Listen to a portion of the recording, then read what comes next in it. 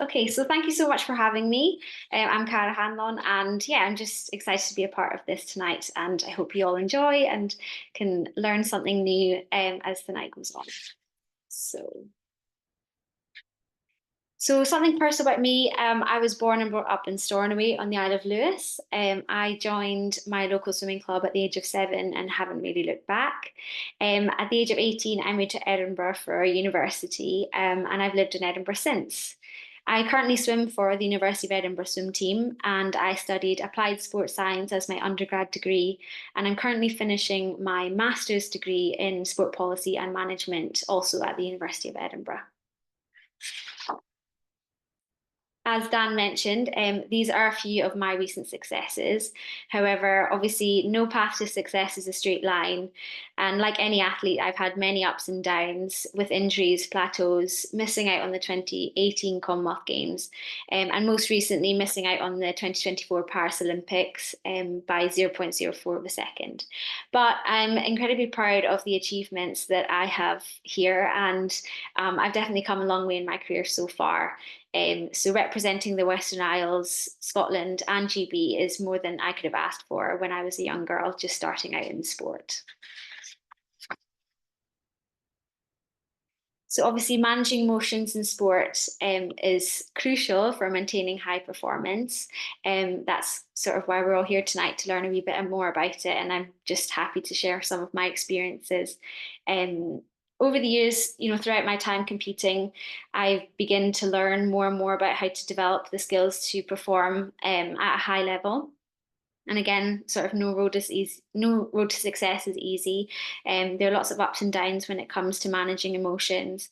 But as long as you learn from each experience and really try to understand why you might be feeling a certain way, that's really what matters and what can propel you into higher performance.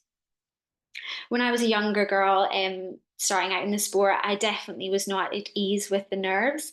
Although I've always enjoyed competing, I really was not used to dealing with, feeling sick before races and, scared of nerves and not really used to those feelings. Um, but I guess as you grow and you experience more and more, you begin to gain confidence and realize that nerves aren't as scary as you might think. And they're probably only there because you might produce something that's quite incredible, or it's just because you actually care about what the outcome might be. So over the next couple of slides, I'll show you some strategies that I've used in the past and continue to use to develop my emotional resilience and maintain focus in a high stressful environment.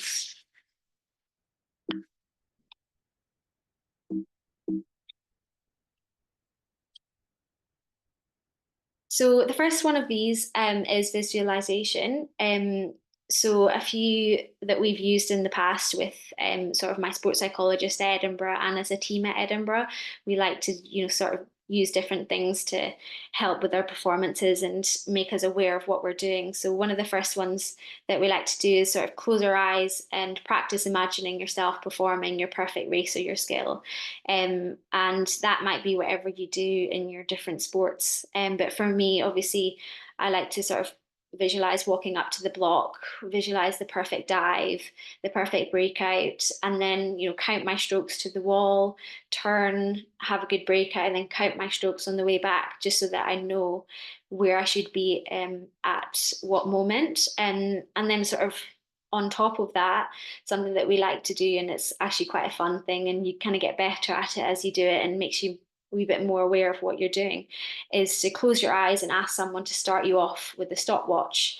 Imagine your perfect race, and when you touch, sort of put your hand up and see and compare the actual time of the stopwatch or and the time that you want to go, your goal time or your personal best, and just see how close you can get. And that's definitely something that takes a lot of practice, but it's definitely a fun wee tool to use in training and try and get better at it, and then be able to use in the call room later down the line. And another one that we love to use is stroke rate and timing within swimming. stroke rate and timing is really, really important in order to sort of get the rhythm of the stroke during a race as well as in training.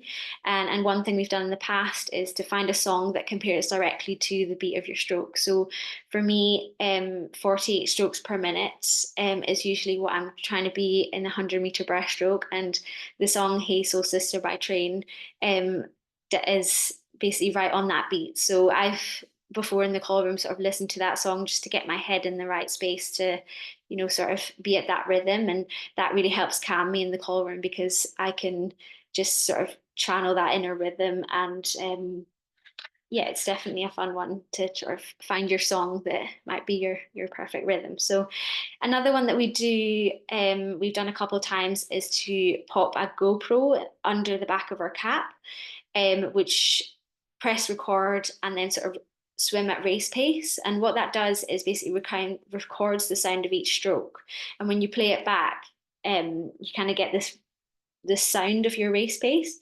So it's just basically to hear and recreate the sort of sounds that replicates in a race. It's definitely a new one, but we have enjoyed playing around with that one. And then the last one is obviously just to use your senses whilst you're doing your visualization in terms of closing your eyes and practicing your perfect race. I like to think of, the temperature of the water when I dive into the race, the smell of the poolside, as well as the sound of the crowd that might be, cheering you on as you walk out to a race. I think all of these things just make it's a wee bit more realistic, and yeah, it definitely helps in that mental strategy.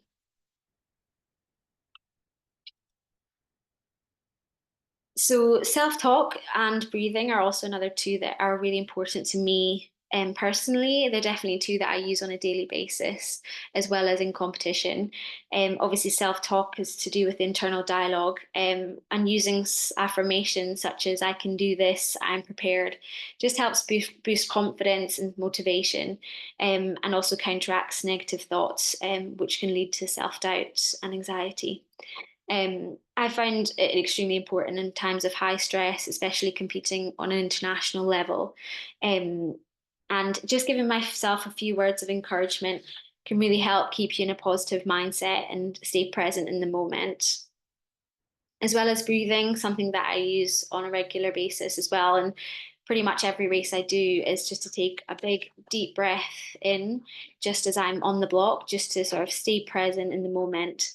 And yeah, it's just become part of my routine and helps me reduce stress and control my heart rate when those nerves are sort of taking over and I start to feel a wee bit, yeah, a wee bit shaky or a wee bit nervous. I think those breathing, taking a big deep breath in and just remembering, what you're doing and to stay concentrated is definitely something that helps me a lot. So this is probably one of the things that I use the most is my main strategy, I guess, that works for me is to prepare my pre-performance routine. Um, so it definitely helps me balancing emotions and dealing with adversity. And it's just having that consistent pre-performance routine. It really helps me stay focused on the task at hand rather than the potential outcomes. And I've been taught as a senior athlete to always think about the process compared to the outcome. And I think when you focus specifically on controlling the process, it definitely helps you be able to know what you can control and what you can't.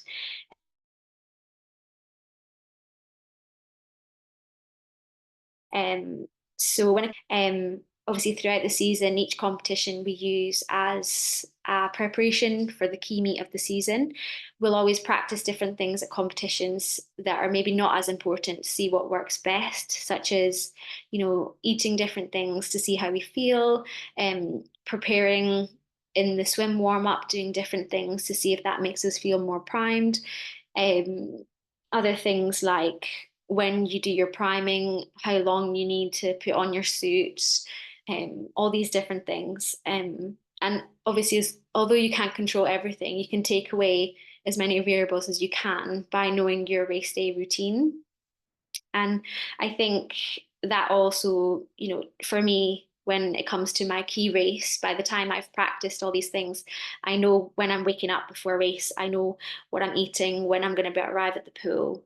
I know my land preparation, my swim warm up, when I'm going to suit change, what my priming includes, and when I'm going to be in the call room. And when that comes to that key day, I think when the nerves hit, because you've made all, you don't need to make any decisions because you know your plan, and you can definitely distract yourself by following and trusting your personal plan that you've prepared over the last several months leading up to that point. And I still do that to this day. It's something that, yeah, I'm very, I guess, scheduled on. And yeah, I think it's just all about being as prepared as possible to give yourself the best outcome you can. And when it comes to the race, I guess you've done everything you can, and normally you can relax and think, okay, I'm here now, and I can just enjoy myself. So yeah, I think that's definitely the biggest message I'll give. Yeah, always prepare. I think I've just got one more slide. Yeah, so I think that just brings us back to from my younger self to where I am now. Obviously, it's a long road discovering what works for me and what doesn't work. I'm still definitely doing a lot of learning as I go, but I believe that I've learned a lot about how to manage my emotions throughout that. And now I can definitely say that I love having nerves, and I definitely invite them, encourage them. And that self-belief and able to connect with feelings is definitely something you um, gain as you grow older and you experience more. And it's definitely something that I pride myself on now, and be able to, yeah, definitely know how I feel and know that the nerves definitely help and not hinder. And I think that's everything. Yeah, just developing these strategies definitely helps increase emotional resilience. And yeah, hope for a more enjoyable sporting experience. Thank you for having me. Thank you very much, Cara. Thank you very much for this wonderful presentation. And now I'll share with you the responses that we've got so far from our mentee. Yeah. Thank you so much to everyone who has shared. So yeah, so that's able to see the answers there. So we have 19 responses. So, and well, now we have, I'll introduce our next speaker. So yes, so now, well, we have, can you still see my presentation? No, it's gone, right? Yeah. So now, well, now, well, I have the pleasure to introduce Dr. Amanda Pitkethly. And well, Dr. Amanda is a lecturer at the Edinburgh Napier University and the program lead for the Master's Clinical Exercise Physiology program. And Amanda is also a BASIS accredited HCPC. She is registered sport and exercise psychologist. And Amanda's main research interest is the application of self-regulated learning and behavior change in health and performance.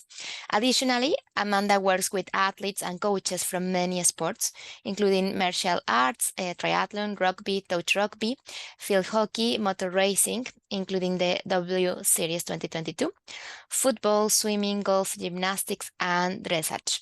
GB Deaf athletes prior to and at the 2017 Deaflympics, and currently on the UK Deaf Sports Performance Advisory Group. And well, Amanda today will explore the important stress response on how we can use our knowledge of these mind-body connections to regulate our emotions more reliably and consistently. So thank you very much, Amanda. And yeah, the floor is yours. Thank you very much. Thank you very much for that really nice introduction. And it's lovely to be here. And thank you also, Cara. It was really nice to hear such a it's great. You're clearly a perfect example of an athlete that follows, you know, the process, and that has you know, really bought into the how sports psychology can be really helpful, and that process that you've been on is really, really nice to see. Nice to hear how you enjoy nerves now. So yes, yeah. So thank you for that introduction. You can see some of the people I've worked up here on my slide. They were happy for me to share their pictures, but quite a variety, and I really enjoy that. It gives you a really good insight, and really what you're dealing with is, you know, how humans deal with that pressure, regardless of what they do. So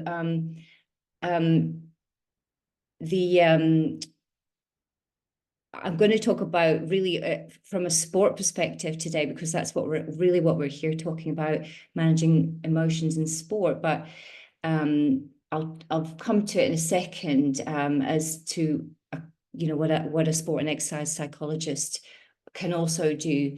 So but let me just get you to think a little bit about what you know, what does sport and exercise psychology mean to you? And Cara's given us really great insight, and I wonder, as you were listening, what if any other ideas came to you, or if you had any other thoughts or any other experiences. The main thing I think I'd like to focus on, apart from the specific approach of heart rate variability biofeedback, is what we do as psychologists to help athletes. And I gave the talk that I'm doing the title, "Sometimes Everything Just Falls into Place and It All Goes Well." And the reason I did that was because it's something that I've heard a lot, you know, when I meet athletes and performers of different kinds. You know, tell me how things go for you. And usually this is really, really common. The point of what we would do is to really develop that consistency, is to provide those tools, to tailor those tools really for athletes to develop that consistency, and you know, really be able to rely on what they are doing. So you heard Cara talking a lot about preparation and planning and all of those really important aspects. So I'll just briefly show you like the definition so you can see that, and then I want to just focus on an approach that I use quite a lot with that deals with this mind-body connection. Using this mind-body connection, we can really learn more about our bodies and our minds, and understand how to regulate our emotions more reliably and more consistently, as we would like to do. So as I said, I just introduced a definition of sports psychology. So applied sports psychology, when we think of it that way, is how we study and apply those psychological principles of how humans perform, and important elements here being helping athletes consistently perform in the upper range of their capabilities, and really enjoy the process, understand the process, enjoy it. And I think it's just important to remember there's a lot about, you know, it's not about just win. It's enjoying and finding that consistency, so it is more enjoyable as well. As I mentioned, not all sport and exercise psychologists deal in the exercise end of it. Some people just focus on sport, and I focus on both ends of that spectrum. So as was mentioned earlier, I also work in clinical exercise. So what we would do here is applied exercise psychology is helping people to understand how they move around in their own physical activity behaviors and so on, and help them enjoy it and help them to sort of reach some kind of consistency. So you can see how we would just take that definition and slightly tweak it. So don't worry, we're not going to go too crazy on graphs and these graphs are really here as a demonstration, just as an image really to help me explain. Cara talked about breathing, and breathing is an important part of it, and that's really what we're talking about here. Heart rate variability is a measure of how our health is. Really gives us a lot of information about our physical and our psychological health, including risk of disease, but also if we're looking at sport performance indicators, it's generally a good thing to have some more of it, but it's quite unique to each individual. So why am I telling you that? Well, heart rate variability biofeedback is a technique that we use. What we're doing here is we're able to see real-time feedback of how our heart rate and our respiration is changing and adapting while we're being instructed to breathe at low frequencies. So some of you might have wearable devices and measure your heart rate variability and use it for performance. Lots of people do that, and we would usually measure at the same time every day. In the biofeedback, though, what we're doing is we're using the deep breathing, and we're using that to elicit this higher parasympathetic activity. And I'll talk a little bit more about that in a second. So this is really when we're thinking about when we're getting nervous and we're getting feeling strong emotions, or this is where it sits, isn't it? And I'm sure we're all well aware of the fight or flight system. We maybe you're aware of the autonomic nervous system, which consists of this. On the one side here, you can see on the left the sympathetic, and then on the right the parasympathetic.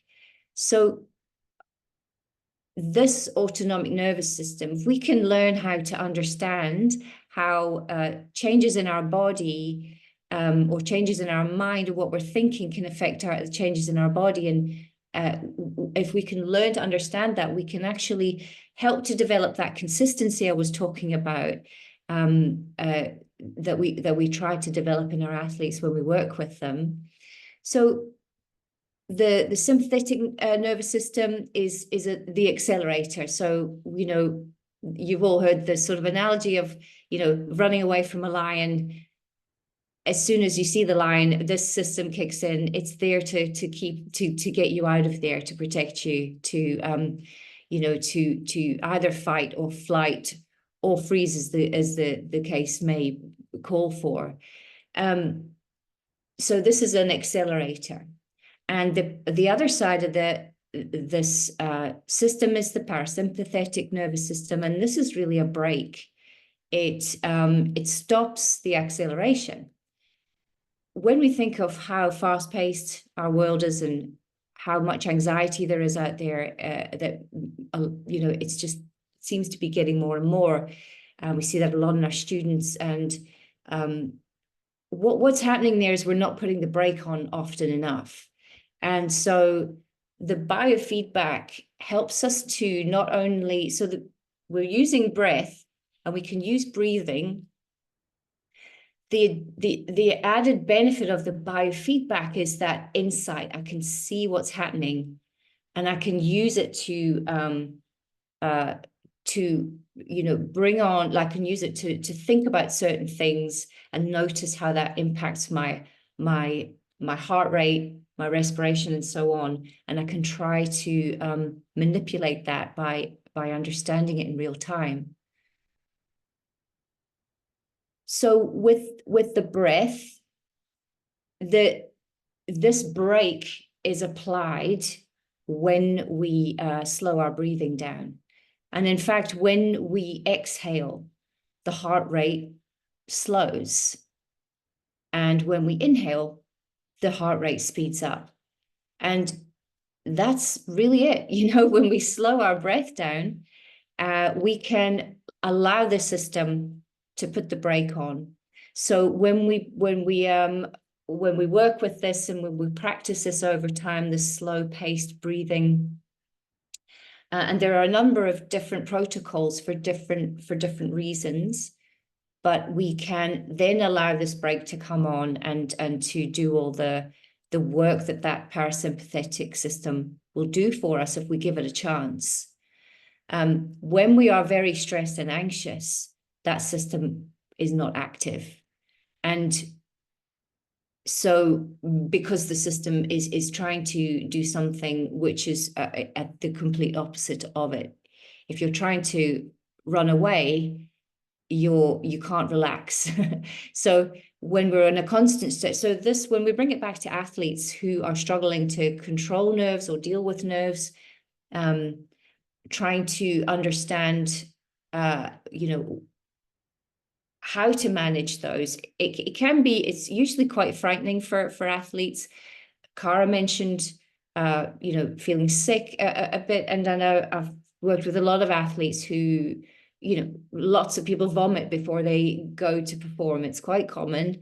And I'm sure if you can think about your own experience when you feel nervous, and those words that the word cloud brought up were really, really key, sweaty palms, heart racing, feeling sick and so on. That's your sympathetic system working for you, and it's working because there's something important happening. You've got to be ready. However, if we keep it switched on, then we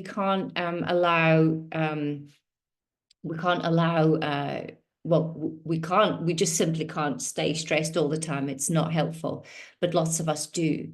And part of that is emotions, part of that is what we're thinking and how we're feeling. A lot of the effect, the really harmful effects of stress on the brain and the body are, those physiological repercussions of those negative thoughts, those negative emotions. And this stress, if it keeps, rumbling on, we have this general unease that it could be just low grade, but it kind of can become quite intense. So we can trigger these internally by just thinking something. So in the case of performing, if you start doubting yourself, if you start looking around and thinking everyone's better than you, or anything, I mean, we all do these things. So all of these will set off that stress response. And that will then, it's going to be, some of that will be helpful, some of that energy is helpful, but if you aren't able to manage it, it can overwhelm the system and take over. So it does take up an awful lot of our energy. We can all relate to feelings of agitation, worry, guilt, anger. All of these things will be there often when athletes are presenting with a lot of anxiety around performing. So with the heart rate variability biofeedback, we're just trying to generate this coherence, really, to bring about a nice pattern, or a harmony among the respiratory rate and other physiological systems, the heart rate and so on. So you can see from this image where you can see right in the middle of the image there, that's where the slow paced breathing began. So this is a readout, and you can see the respiratory rhythm, the blood pressure, and the heart rate at the top. Can you see how the coherence emerges in the middle when the paced breathing begins? So what we're looking for is this balance, and it's not just the breathing. So I mentioned emotions, and what we try to do is encourage, also alongside the breathing, we try to encourage a thought, for the person to sort of generate some kind of feeling of appreciation, or calm, or something that makes them feel good. Lots of people, I know lots of athletes I work with, actually, so many dogs, so many family pets are brought into this. They because sometimes, what makes you feel really good about yourself, or even just a sense of confidence or something that's been a positive for you. So this image is really just showing you how at the bottom we've got low arousal, low energy, low activation. At the top is high energy. On the left, we have negative thoughts or emotions, and on the right there's the positive thoughts and emotions. If you can see on the left, when we are experiencing frustration, resentment, that kind of thing, we are encouraging the fight or flight system, and cortisol is released. We know that the cortisol is known as the stress hormone. So what we try to encourage is this feeling as we breathe in the paced form. We also try to encourage a feeling of appreciation, which then releases. So we have these levels of cortisol decreased, and it's found that DHEA, the vitality hormone, it seems to moderate the harmful effects of cortisol. Some of those effects we see in persistent stress. And so in sport, I've seen, and it's a really, what we're doing really is, and there are so many different techniques we could, and Cara spoke really beautifully about lots and lots of different ways we can help athletes and performers to work on developing that consistency and enjoying what they're doing more, so that so that they do better. So this is one method, and it's a really, really strong method with lots of research behind it, not just in sport, but across in medicine and in health and in loads of contexts like education and so on. But nothing comes without practice. So really, we're trying to help athletes and performers that I work with, help them to learn how to develop these skills. And Cara, I'm sure you'll appreciate, none of these skills come easy. You have to keep using them, and eventually you find some way with them. You make them your own, you feel, and then you start to feel the benefits.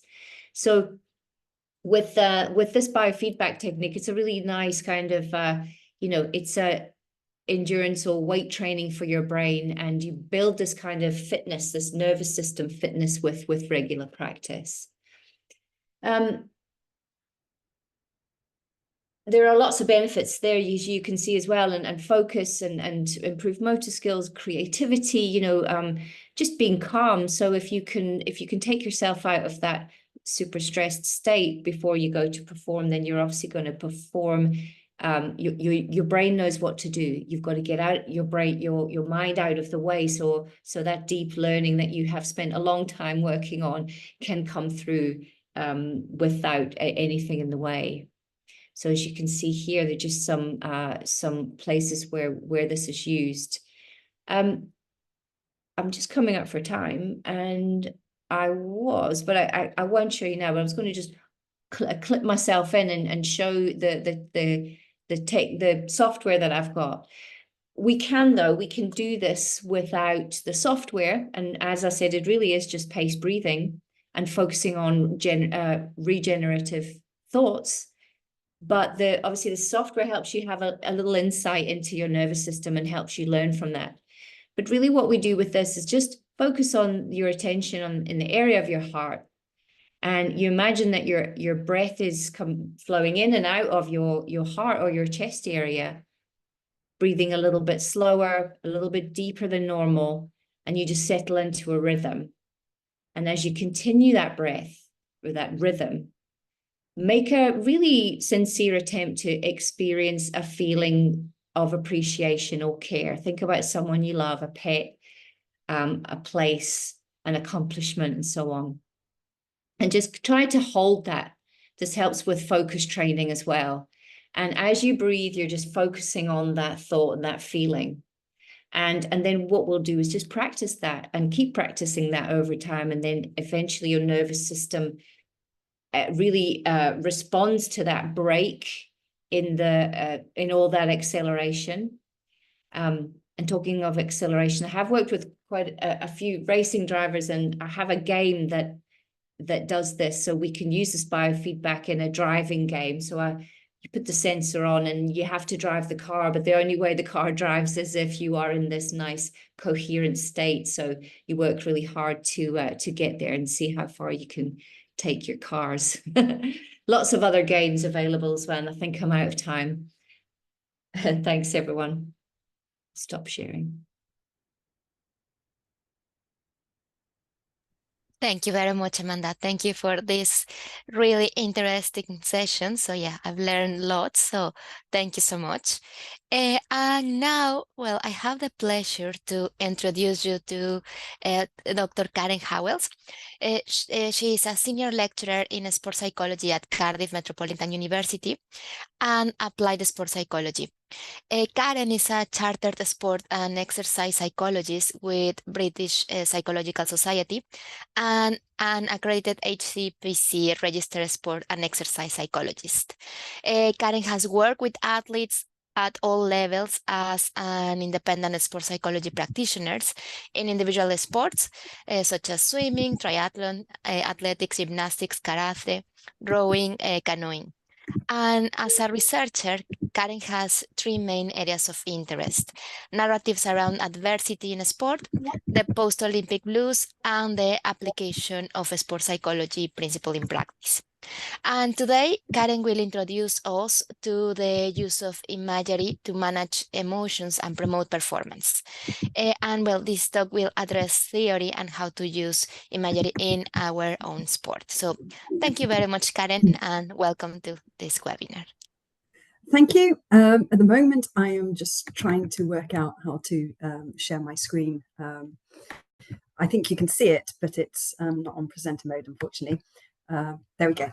So hopefully you can see that. Good evening, everybody. I hope you've got lots out of those first two talks. They're very interesting.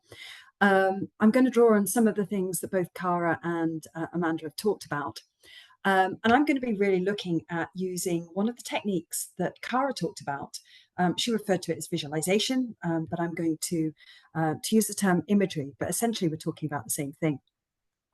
So there are lots of emotions that we experience in sport. Excitement, fear, anxiety. I mean, the word cloud that you all created was very interesting, because that one in the middle said stressed. And it is something that, having worked as a sports psychologist for over a decade, stressed and nervous and anxious are all terms that come up. And they're generally not the emotions that people want to experience. Now, we know that anxiety can actually be quite good for us. We can use that, and it's some anxiety is not necessarily a bad thing, physiological or somatic anxiety. But generally, we don't want to be stressed. And it was really interesting that stressed was what came up in that word cloud. Karen, may I interrupt you? Is that we still can we can see your presentation? We are seeing your PowerPoint as like we can see the slideshow. So it's not you can see it, can you, or not? Sorry. No, we are still in your PowerPoint. That's it. We can't see it in presentation mode, I'm afraid, Karen. Ah, okay. That's we could see your slides on the left-hand side, and then how they would look in presentation mode on the right, but we just couldn't see your slides all in presentation mode, I'm afraid. Sorry. Ah, okay. So let me see if I can go back to that. So apologies for that. Could you hear me? Yes, we hear you. Okay. So can you see that now? We still see the PowerPoint, but not the slideshow. So we see your PowerPoint, and on the left we see the little. Right. Does that give you my slideshow? Yes, this is still the slide. So what's that? No, it's we can see this. So, or if you want to go to a slideshow on the top, like just on the right. higher, It's not wanting me to do that, is it? or just press F5. Ah, okay, F5. That's it. Nope. No. Okay. Oh, I'm so sorry. We were there earlier. No, no worries. Okay, let me try something else.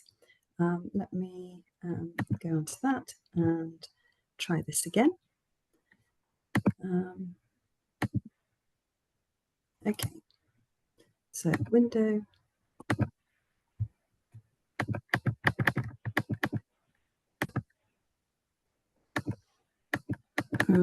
It's yeah. Graham saying, do I have presenter rights? That could be. Yes, you do count. Yes, Graham Cannon's got the presenter rights. Right. Can you see that now?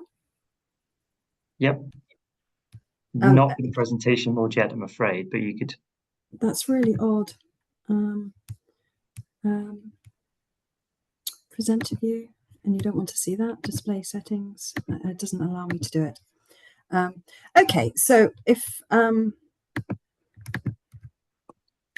that's not working, can you see my slides like that? Yes, Yeah, quite clear, man. Yeah. Okay, so it's not ideal, but let me go with that. I'm assuming you can see that slide. Yes. And then the next one. Yep. Okay, well let's go with that. Let's go full screen mode. Is that okay? Yeah. That's good. Okay, not ideal. Apologies for that. But I was talking about the word cloud, and not being stressed is probably not what you want. Ideally, we might want excitement. Now, I'm assuming I'm talking to athletes, to coaches, to parents, practitioners maybe. And my expectation is you're putting a huge amount of energy into preparing for performance. And in preparing for that performance, you're probably doing a number of coached hours, maybe strength and conditioning, and so on. But maybe we could be focusing on spending some time, really, as Amanda was talking about, and Cara in her presentation, about really that mental preparation, that psychological preparation.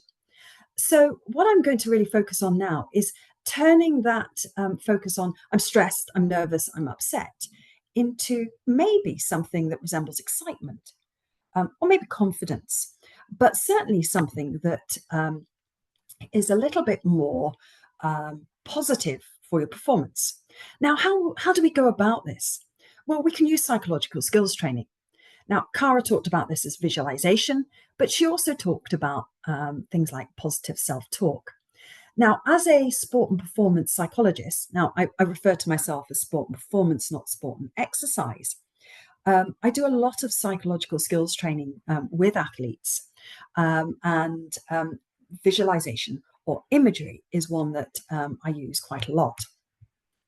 So if we think about what that is, and why we might use imagery and how we go about it, and that's going to be the focus of what I'm going to look at now. So we know from the research, both psychology and neurological, that visual imagery, mental imagery, functions at a neurological level, so connections in the brain between the neurons, as if it were real. So if we were to imagine something, we're using the same neural networks, the same neural connections as when we do it for real. So let's just do an exercise here. Now, I've managed to make myself look daft by not being able to manage my technology. So let me kind of project that onto you, and let's everybody look a little daft for a moment. So the first, I want you to do two things. The first is I want you to sit very still, and I want you to just think about tapping your head. I don't want you to actually do it, but I just want you to spend a moment tapping your head. Okay, so what was going on in your brain were connections. Everybody knows how to do this, but there were connections in your brain between neurons that enabled you to raise your hand and to put it up and down and touch your head. Now there's the daft bit. I want everybody to do this. So sitting there in your kitchen or your lounge or wherever you are, just tap your head like this. Okay, and now stop. So what was happening in our brain then was essentially the same as when we were imagining doing this. So when we imagine it, it's the same as when we do that. And we all know, in fact, I was told by my parents when I was younger that practice makes perfect. It doesn't. Practice makes permanence. What we want to do is practice something and for it to become permanent. And we want to practice the good things, not the bad things. So this silly little exercise here, we were building up, strengthening, so to speak, the neural connections that were about tapping our head. Okay, so what? What's that really got to do with sport? Well, we can use imagery with information from our long-term memory to build up those neural pathways, increasing the likelihood of those imagined responses being replicated in reality. So, for example, Cara may have used imagery to practice her technique. So she talked about being a British champion in breaststroke. So if Cara imagines a long stroke while she's swimming, really reaching forwards, she's doing that from her long-term memory. And the neural connections in her brain are the same as when she's doing it for real. Now, okay, it's not quite as powerful, but it's very close. So in my work, I've worked with a lot of swimmers, and I've worked with injured swimmers, and we've focused on not only rehabilitating the injury through imagery, but maintaining the skills so that we don't get any. We try and reduce the skill fade through not training through injury. So how do we do this? Well, now I'm going to give you a practical exercise. So again, you'll tend to look slightly daft, and I'd really appreciate it if you engage with this because it's quite interesting to see some faces. So I'd like you to just close your eyes. And I want you to imagine that you're in your kitchen and you have a look around your kitchen. And there on the surface is a chopping board. And I want you to look at the chopping board and imagine its colour, imagine its texture. And on the chopping board is a knife. And I want you to look at the knife. Is it a big knife? Is it a small knife? Does it have a metal handle? Does it have a wooden handle? Imagine it. On the chopping board is a lemon. And I want you to look at the lemon. Notice its colour, notice its shape, notice the texture.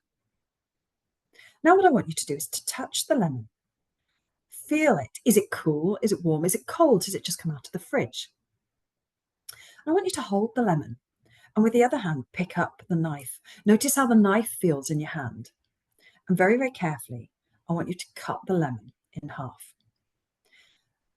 I want you to pick up one half of the lemon and turn it face down on the chopping board. And I want you to chop it in half again. And as you do so, notice how the juices are coming out of the chopping board. Notice the colour of it. Take a deep breath in. Notice the citrus smells. Put the knife down. And as you put the knife down, notice the sound it makes when it touches the board. Okay, I'd like you to pick up the lemon. And I'd like you to just squeeze it in your fingers. And notice the juices running down your fingers and how sticky that feels.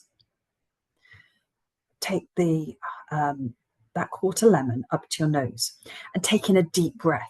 Notice those citrus smells again. Notice that they're stronger than when they were on the board.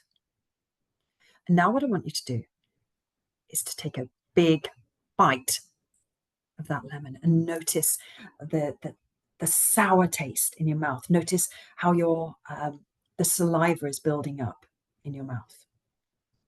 Okay. Now open your eyes. Okay, so what I did there is I took you through something not sport related, but something that I thought that everybody has experience of. So you were drawing on that experience from your long-term memory, because most people have chopped a lemon before. Most people have taken a bite of lemon, and most people find it quite disgusting. Now, I tried to get you to think about colour, smell, taste, sound, and actually even an emotional response when you bit into that lemon. So imagery is multisensory. And if we're trying to build up those neural connections, the more we're drawing on all of the senses, the better. The more powerful it is, the more realistic it is. And that is all about being vivid. So the more vivid our imagery is, the better. Now, some of you may have found that while I was talking, that you were distracted, and maybe you were distracted by something going on in the house, maybe you were distracted by sounds, maybe you were distracted by thoughts, and that's actually fairly normal. But the more we can control our imagery, again, the better it is. Now, some of my clients that I've worked with have found it very difficult to control their imagery. So what we might do is create an imagery script and record it so that they can listen to their imagery script on headphones. But self-awareness is really important. That self-awareness of, ooh, I didn't like the taste of that lemon. And one other thing that may be different amongst the audience here. Some of you may have experienced what I took you through internally, that you imagined yourself doing it from within. Others may have taken an external perspective and watched yourself kind of sitting at your kitchen table or standing over your kitchen surface. Now, both work, both build up those neural connections. We do know that elite athletes are more likely to use internal, but that is not always the case. So internal's fine, external's fine. But what we want to do is make it as vivid as possible, drawing all those senses. We want to be able to control it. And if we can't control it, and we can't control it through practice, then we use imagery scripts. And building that self-awareness is important. So, lemons. How can we use this in your sport? Well, there are many, many ways that we can do it. Now, if I were delivering to a particular club, I would draw on that sport. But as I imagine, we've got lots of different sports in the webinar here. I'm not going to take you through a specific sport imagery. But what you can do is you can imagine your skills. You can imagine throwing the ball correctly. You could throw 100 balls. You could kick 100 balls. You could hit 100 balls. You could do 100 tumble turns in the pool. You can do them in your head, and you can do them perfectly without fatigue. So even a high-level elite swimmer like Cara is going to find that if she practices something over and over and over and over again, the more fatigued she gets, the more it deteriorates. But we can spend 15, 20 minutes and do a skill perfectly. We can also imagine, and this is something else Cara talked about, but we can combine it with imagery. We can imagine positive self-talk. So I worked a while back with a pole vaulter who was going to the Commonwealth Games in Glasgow in 2014. And she was very, very nervous about being viewed by everybody in the stadium. She wasn't concerned about her performance, but she was really concerned about being watched and the negative self-talk that might occur as she walked into the stadium. So what we did is we went through imagery of her walking into the stadium in Glasgow and looking up at the crowds and imagining in her head going, wow, this is amazing. I've earned this. I deserve to be here. This is going to be a great day. And we imagined it in sunny weather, and we imagined it in pouring rain, which was a good thing because the 2014 Commonwealth Games in Glasgow, at the point of the pole vault, was absolutely horrendous rain. So she'd imagined it in that. But it was about imagining the positive self-talk, so that as she came out into the stadium, because she'd gone through it hundreds of times in her head, she'd built up those neural connections. When she walked out there, she increased the likelihood of it happening. Now, the focus today is on emotions. So you can imagine walking up to the blocks in athletics or in swimming, or walking out onto the pitch or the court, being confident, standing tall, feeling your heart beating, feeling excited. So we can practice being excited, walking to start our race, to start our competition. We can imagine the excitement building rather than the nerves. And why would we do that? Because we're building up those neural connections. And we can also use it for injury rehabilitation. So we can, I worked with an athlete, again, a swimmer going into the Commonwealth Games in 2014, who broke her elbow. And we just imagined, or we worked on an imagery script where I talk her through imagining reaching long stroke, using that arm feeling really strong. Now, that didn't do anything in terms of her muscle deterioration, but the neural connections that enabled her to use that arm in a certain way were certainly maintained. So we can use it in sport in many ways. Now, how would we do this? I suppose in the same way that we've just talked about imagery using lemons, just 5 to 10 minutes at a time, a couple of times a week. Now, that's not a lot when you think that maybe swimmers, for example, at a pre-elite, not even an elite level, might be doing 16, 18 hours a week training. 10 minutes just before bed or just before getting up in the morning, lying in a relaxed state, imagining swimming well, running well, jumping well, throwing well, kicking well, imagining feeling confident. It's not a lot of time to dedicate to the mental preparation. And Cara gave a very strong message about prepare, prepare, prepare. Now, as you get better at imagery, it's a good idea to imagine yourself in a difficult emotional situation and imagining managing it. So imagining being upset, nervous, frightened. Yeah, I have done it many times, even though we practiced at the start of between 6:15 and 6:30 about sharing a screen. When it came to it, it didn't work. So, I've imagined many times not being able to deliver a presentation. How am I going to manage that? What am I going to do? Very first time it happened to me was working at Inverness College when it was the Highlands and Islands Millennium Institute, and the old projectors broke down. So I had to kind of think on my feet and lecture without any notes and without any slides. And that was terrifying the first time it happened. But because over time I thought, okay, how do we manage these things? Although I got a little bit stressed, at the end of the day, we find a way around it. And how do we find a way around it? Through, okay, let's just keep calm, and we practice that over time. So we can use imagery for any scenario. Now, there is a very interesting clip on the internet. Obviously, we don't have time to look at it today, but it's with Bob Bowman talking about Michael Phelps as being the best in the world, not just at swimming, but at imagery.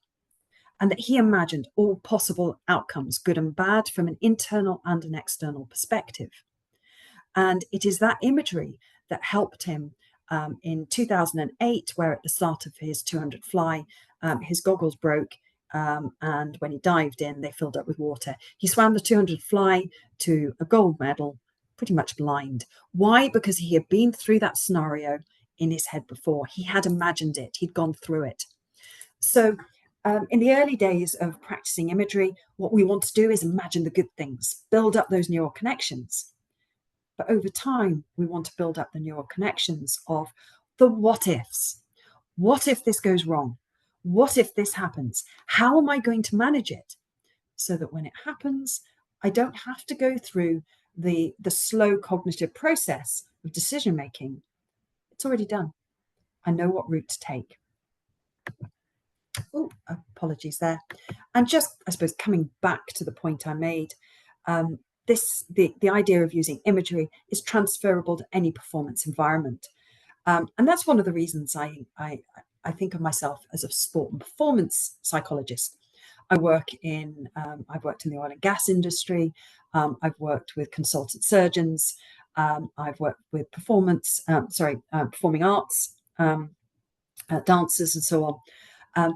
Any area where performance matters, but also work. If you've got an important presentation at work, imagine what it's going to look like. Relationships, hobbies, public speaking, any time where we may have a scenario where there's that physiological fight, flight or freeze response that Amanda talked about in terms of our autonomic nervous system, the sympathetic and the parasympathetic nervous system.